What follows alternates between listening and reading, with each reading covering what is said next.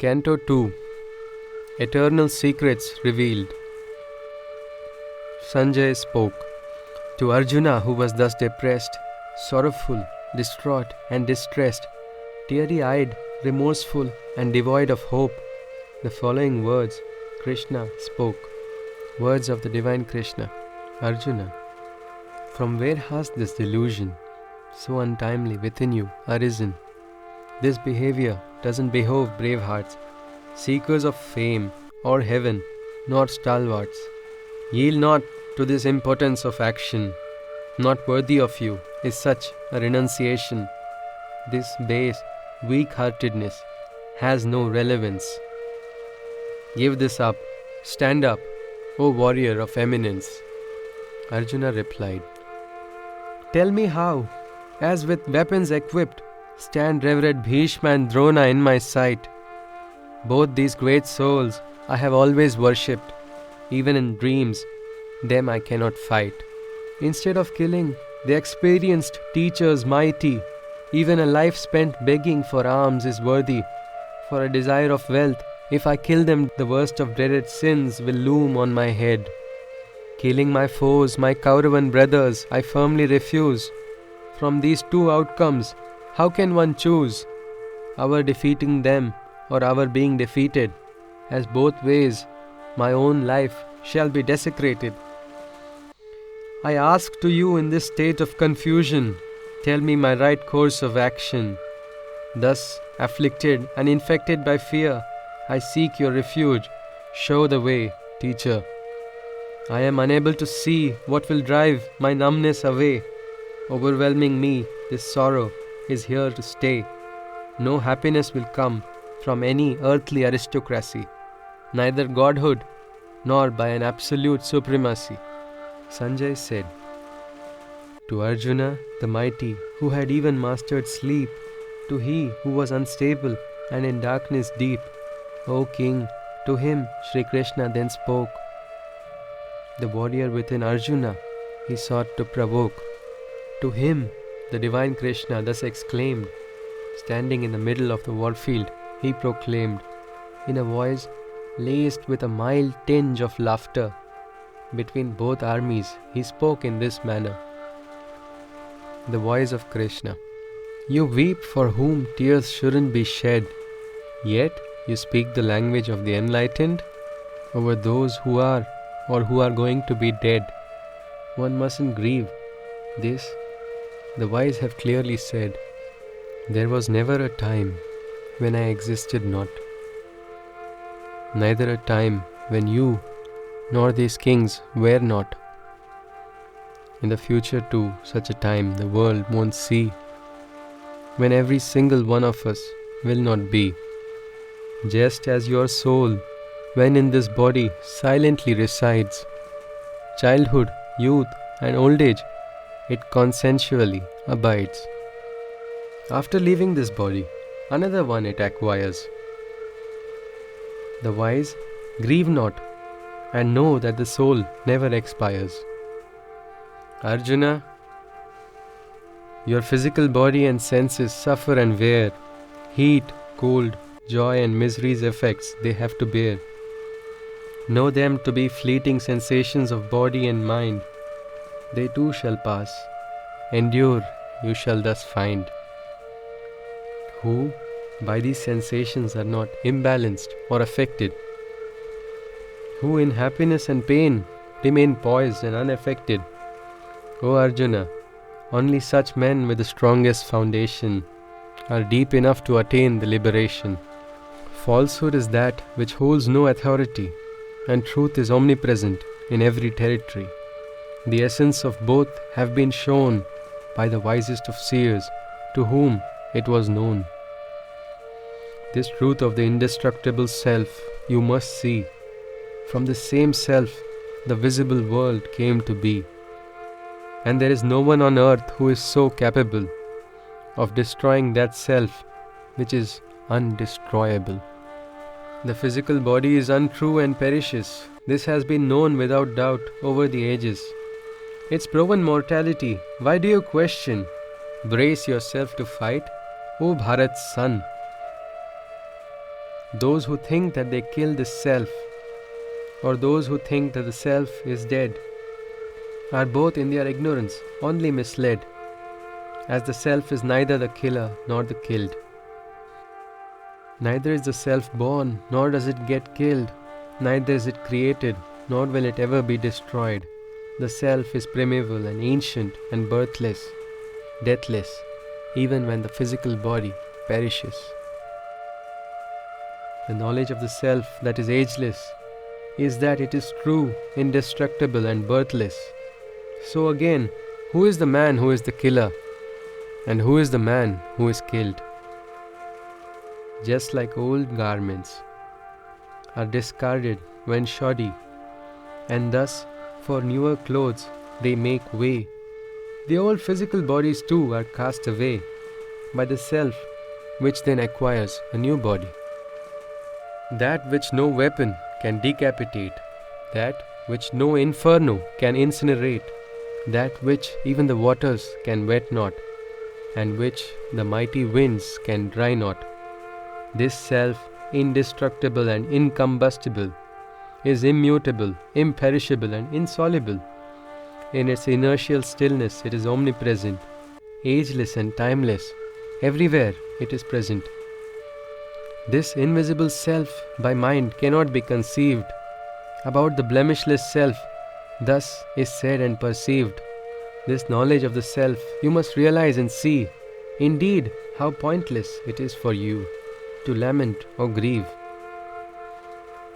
If you think that the self is subject to birth, or if you think that it is subject to death, either ways, O mighty armed warrior, it is not right to grieve in this manner. For he who has taken birth, death is certain, and for he who has died, birth is certain. Death or birth is but an inevitable situation. It is not proper to bemoan on any occasion. The beginning before the birth is unknown. The middle lifespan of birth alone is known. What happens after death is also unknown. Hence, O Arjuna, what causes you to mourn? Some people see the self as surreal, while some call it surreal and acknowledge. Some others hear about the self as surreal. After hearing of it too, some have no knowledge. Seated within the bodies of every being physical, O Arjuna, the self is invincible and eternal, and thus for the sake of every individual being, it is improper and incorrect for you to be grieving.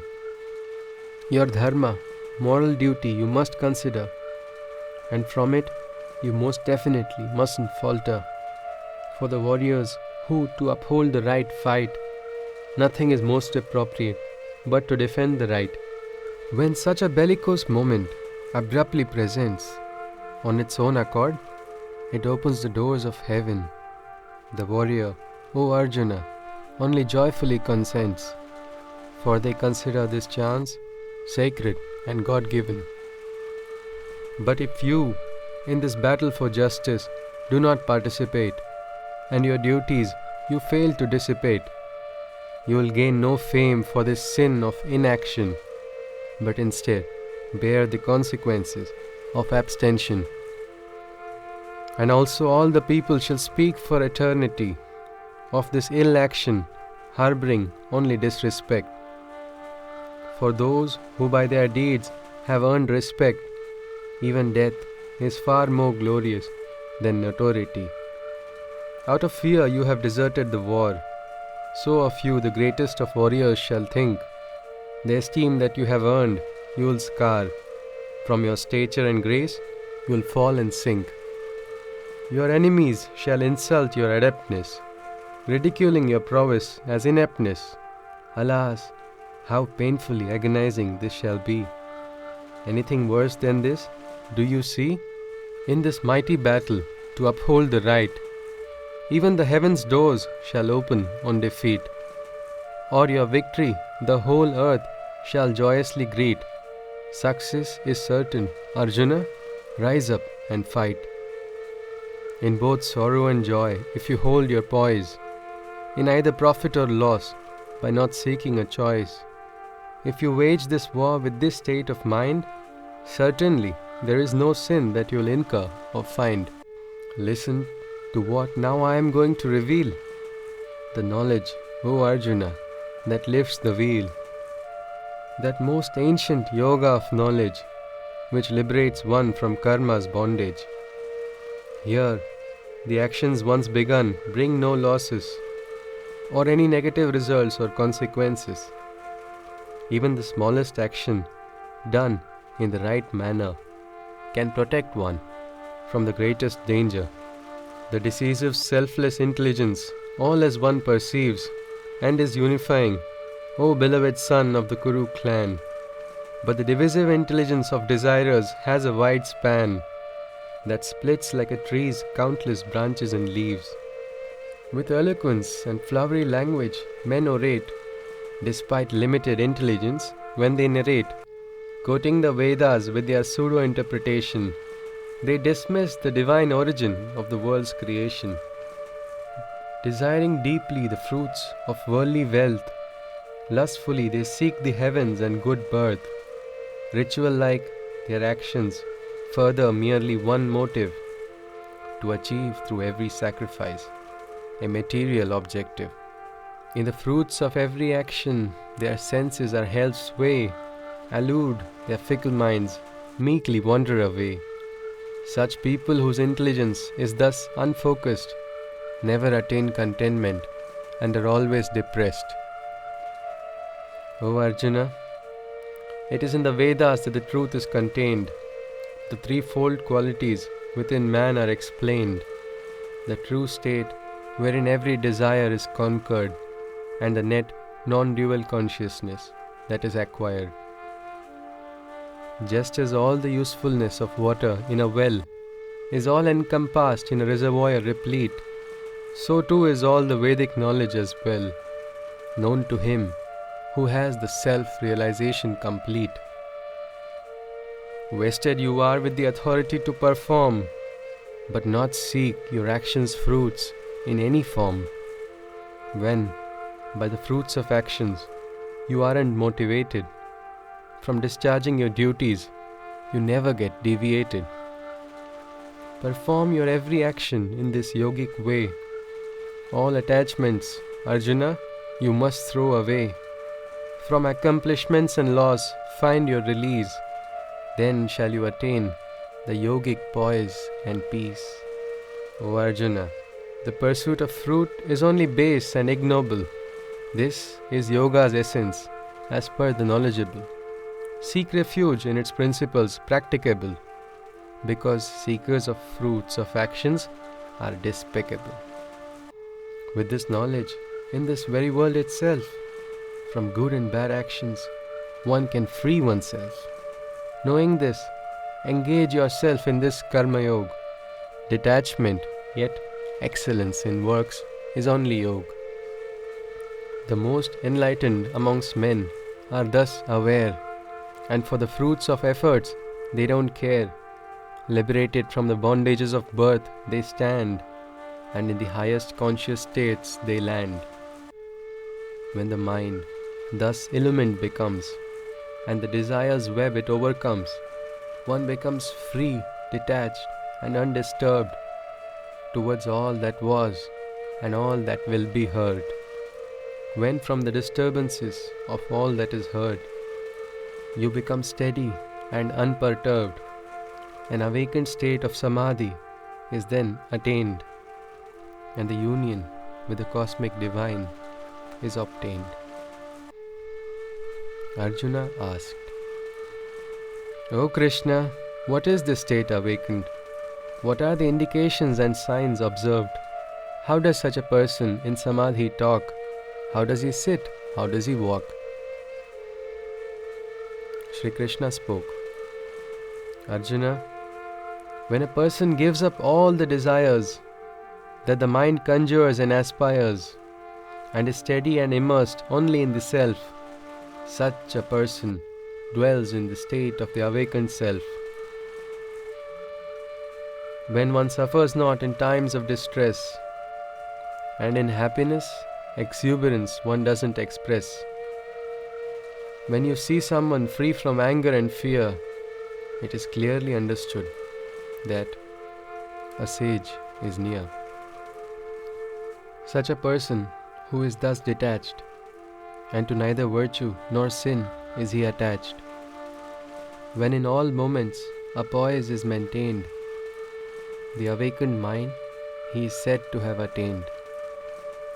Like a tortoise receding into its shell's safety over all six senses, when he claims mastery, from everything he can then withdraw himself and dwell in the awakened state of the self.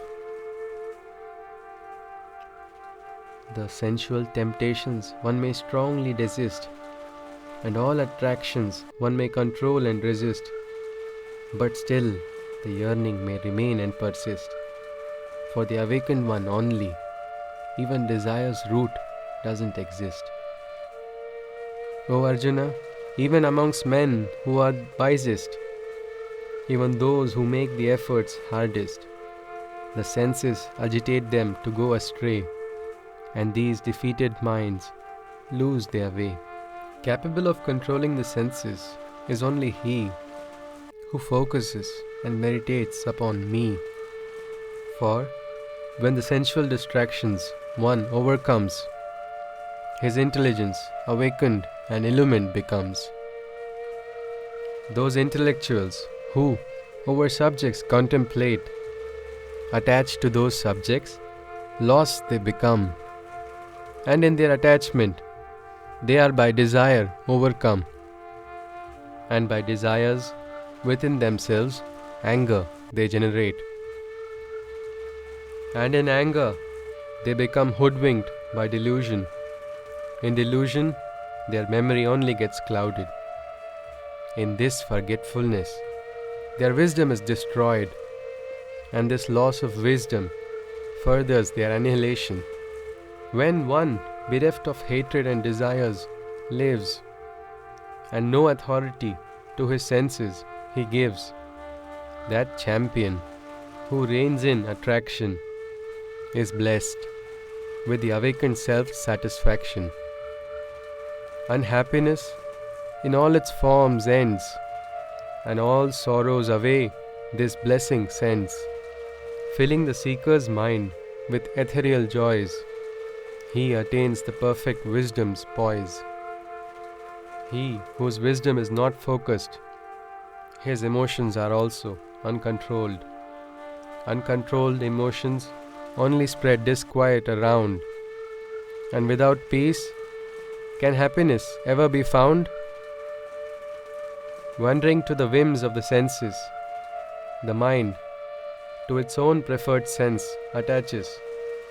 This sense mind leads the intelligence astray, just like the wind blowing a rudderless boat away. Therefore, your self-control you must reaffirm, and in all respects hold your determination firm, as he who over his senses has mastery obtained, the state of the illumined mind he has verily attained. For what is night for those lost in material dreams? It is day to the dwellers of the spiritual realms. And what is day for the seekers of the material mundane? It is the darkness to the illumined man of the spiritual plane. Just like when the many turbulent rivers converge and affect not the vast ethereal ocean as they merge, on reaching the awakened stable mind, all attraction dissolves, not for the one whose mind to the senses' whims revolves. He who from all desires abstains, a complete detachment in life he obtains. From the senses of ownership and ego he is free, and ergo purely at peace he can be. O Arjuna, in this conscious state awakened, the wheel of illusion is forever lifted. If this state up to the time of death is sustained, a merger with the infinite is then attained. Thus ended the second canto of the Bhagavad Gita, where Sri Krishna began to reveal the hidden knowledge to Arjuna, who had been overcome with a terrible depression in the middle of the battlefield.